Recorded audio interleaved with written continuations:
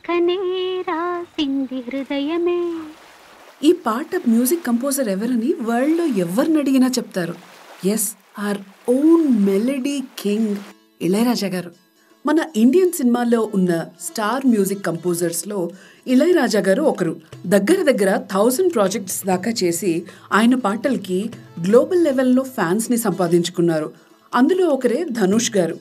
ఇళయరాజా గారు సినిమాకి చేసిన కాంట్రిబ్యూషన్ ఇర్రిప్లేసబుల్.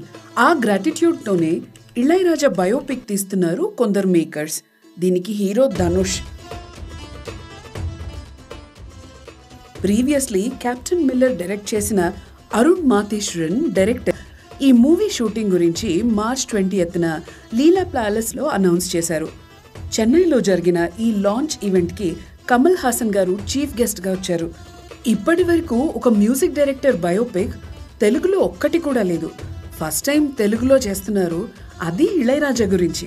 హైలైట్ ఏంటంటే ఈ మూవీకి ఇళయరాజా గారే కంపోజ్ చేస్తున్నారు. 50 years నుంచి ఇండస్ట్రీలో ఉండి 7000కి పైగా మెలడీస్ ఇచ్చిన లెజెండ్. ఈయన అన్మ్యాచబుల్ జర్నీ గురించి తెలుసుకోవాలని నేనైతే చాలా ఎక్సైటెడ్గా ఉన్నాను. వేరే డైరెక్టర్ మూవీస్కి మైండ్ బ్లోయింగ్ మ్యూజిక్ ఇచ్చారు. అలాంటిది ఆయన లైఫ్ స్టోరీ గురించి సినిమా అంటే ఏ రేంజ్లో ఉంటుందో ఇంకా మనం ఊహించుకోవచ్చు.